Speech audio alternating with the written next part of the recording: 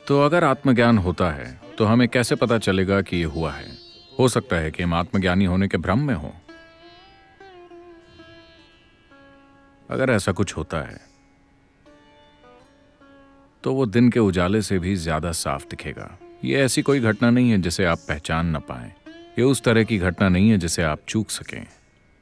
आप नहीं चूकेंगे। लेकिन जो मैंने आपको बताया उसके साथ एक परेशानी जुड़ी हुई है, क्योंकि आजकल ऐसी बहुत सी जगहों पर हो रहा है।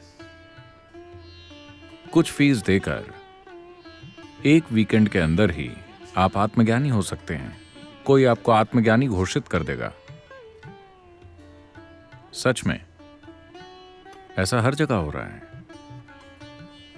अगर आप कुछ पैसे देते हैं तो बस एक ही वीकेंड में आप आत्मज्ञानी बन सकते हैं। मुझे याद है 60 के दशक में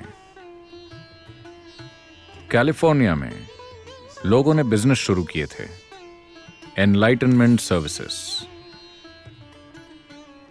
मुझे वो विज्ञापन अच्छे से याद है। अगर आप इंडिया जाएंगे तो 12 सालों की कड़ी मेहनत लगेगी।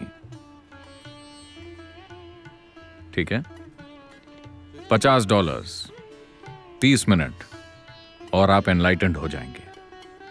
वो बस भ्रम पैदा करने वाली मशीनों का इस्तेमाल करते थे। वो आपको कुछ दृश्य दिखाएंगे और आवाजें सुनाएंगे। आपका दिमाग बुरी तरह से हिल जाएगा। उन आवाजों और दृश्यों की वजह से जब आप बाहर आएंगे, आप बिल्कुल हक्के बक्के होकर बाहर आएंगे। आपको लगेगा कि वाकई आप कहीं पहुंच गए हैं। यह विज्ञापन हुआ करता था, $50, 30 मिनट। अगर आप इंडिया जाएंगे तो 12 सालों की कड़ी मेहनत। यहां कैलिफोर्निया में क्विक न्यू टेक्नोलॉजी। ये 1960 की मशीन है। ये पुरानी टेक्नोलॉजी अब भारत पहुंच गई है। कुछ लोगों ने ये मशीनें लगवा ली हैं और वो दावा कर रहे हैं कि एक वीकेंड में ही वो आपको आत्मज्ञानी बना सकते हैं।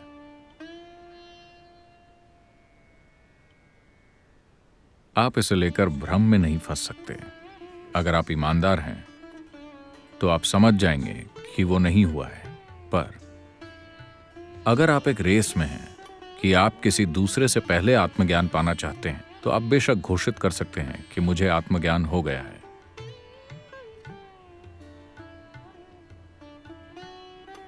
बात बस ये है कि इस तरह की धोखाधड़ी इस धरती पर कोई नई बात नहीं है।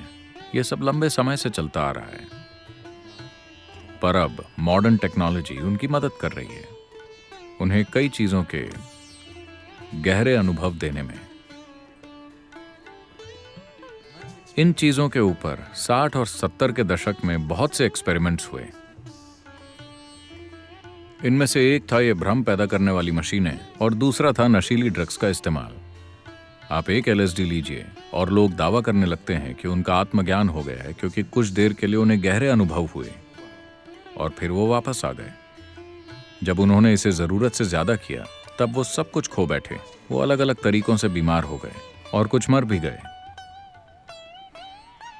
बहुत से लोगों को इन नशीली ड्रग्स के ज्यादा इस्तेमाल की वजह से दिमागी बीमारियां हो गईं, पर कुछ पलों के लिए उन्हें सच में आत्मज्ञान होता महसूस हुआ, या कम से कम उन्होंने ऐसा सोचा। यह कोई ऐसी चीज नहीं है जो आप करते हैं। यह कोई ऐसी चीज नहीं है जो आपके बस में है। बस इतनी सी बात है कि अगर आप अपने सिस्टम को विकसित करते हैं, अपने शरीर, मन, भावनाओं और ऊर्जा को उनकी चरम संभावनाओं तक ले जाते हैं, तो आपके भीतर एक सुंदर फूल खिलेगा। यह काम आपने नहीं किया। You just waited with the right kind of conditions and it happened. आपने बस सही स्थिति को बनाए रखा और इंतजार किया और ऐसा हो गया। योगिक परंपरा में एक बहुत ही सुंदर कहानी है। एक दिन की बात है, 4 आदमी जंगल में घूम रहे थे।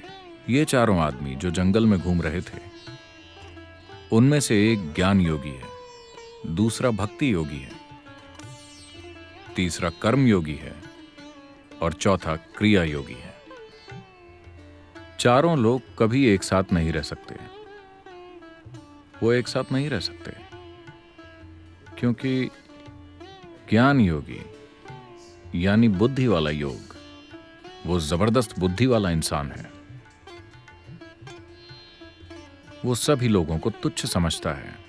उसे लगता है कि सभी लोग मूर्ख हैं। खासकर ये भक्ति योग वाले लोग जो राम राम और कुछ और जप रहे हैं, उसके हिसाब से वो सभी बिल्कुल मूर्ख हैं। वो उनको बर्दाश्त ही नहीं कर सकता। Isn't it? Breathe in. क्या वो आदमी भक्ति योगियों को बर्दाश्त कर सकता था? नहीं कर सकता। वो उन्हें झेल ही नहीं सकता। भक्ति योगी यानी भक्ति भाव वाले लोग, उन्हें हर किसी पर तरस आता है, क्योंकि जब भगवान खुद यहां मौजूद हैं और तुम ये मन का सर्कस और शरीर का सर्कस कर रहे हो, ये सब मूर्खता है ना? बस भगवान का हाथ थाम लो और स्वर्ग तक पहुंच जाओ। तो भक्ति योगियों को तरस आता है सभी लोगों को यूं मूर्खता करते देखकर। कर्म योगियों को लगता है कि बाकी सभी लोग आलसी हैं, क्योंकि अगर आप चाहते हैं कि कुछ हो तो आपको वो करना पड़ेगा। क्योंकि ये लोग आलसी हैं और जो काम उन्हें करने की जरूरत है वो करना नहीं चाहते, इसीलिए उन्होंने ये सारे योग इजाद किए हैं। क्योंकि दुनिया में अगर कुछ होना है तो आपको वो करना पड़ेगा, है ना? काम करो। ये मेहनत वाला योग है, कर्म योग। क्रिया योगी तो सभी को बिल्कुल नीची नजरों से देखते हैं, क्योंकि आखिरकार सारा ब्रह्मांड ऊर्जा है। जब तक आप ऊर्जा को रूपांतरित नहीं करेंगे तो कैसे कुछ भी बदलेगा? ऐसा हो कैसे सकता है? तो ये चारों लोग कभी साथ नहीं रहते थे, पर आज ये साथ चल रहे हैं। अचानक बहुत तेज तूफान शुरू हो गया। हर तरफ से तेज बारिश पड़ने लगी। वो लोग बारिश से बचने के लिए कोई जगह ढूंढने लगे। भक्ति योगी ने कहा, यहां आगे एक पुराना मंदिर है, चलो वहां जाकर आसरा लेते हैं। उसे मंदिरों के रास्ते की जानकारी रहती थी। उसने कोई भी मंदिर नहीं छोड़ा था, तो सभी को उस पर भरोसा था और सब उसी दिशा में भागने लगे। फिर उन्हें एक पुराना मंदिर मिला जिसकी दीवारें बहुत पहले ही टूटकर गिर चुकी थीं। बस कुछ खंबे और छत ही रह गई थी, और मंदिर के बीचों बीच भगवान की मूर्ति थी। वो भागकर वहां घुस गए। वो भगवान की तलाश में या भगवान के प्रेम में वहां नहीं पहुंचे थे, बस बारिश से बचने के लिए वो वहां घुस गए और कुछ देर तक खड़े रहे। फिर उन्होंने देखा कि बारिश हर दिशा से अंदर आ रही है। वो जहां भी खड़े हों या बैठे हों, बारिश हर तरफ से हमला कर रही थी। तब एक ही जगह पर वो बैठ सकते थे, वो था मूर्ति के आसपास। तो वो चारों मूर्ति से चिपक कर बैठ गए। इसलिए नहीं कि उन्हें भगवान से बहुत प्यार था, बस बारिश से बचने के लिए। अचानक भगवान प्रकट हो गए। उन चारों के दिमाग में एक ही सवाल आया, अभी क्यों? हमने इतना योग किया, इतनी पूजा की, साधना की और पता नहीं क्या क्या किया, तब तो आप नहीं आए। अभी तो हम बस बारिश से बच रहे हैं, अभी क्यों? भगवान ने कहा, आखिरकार तुम चारों मूर्ख इकट्ठे हो गए।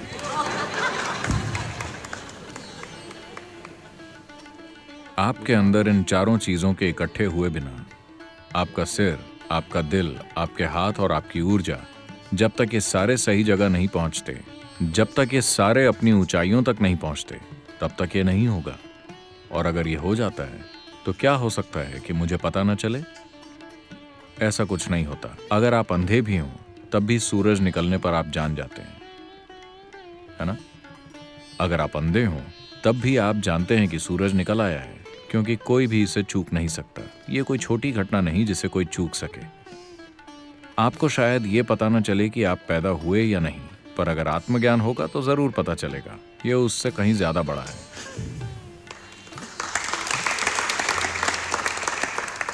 जन्म तो कई बार होगा, ये सिर्फ एक ही बार होगा।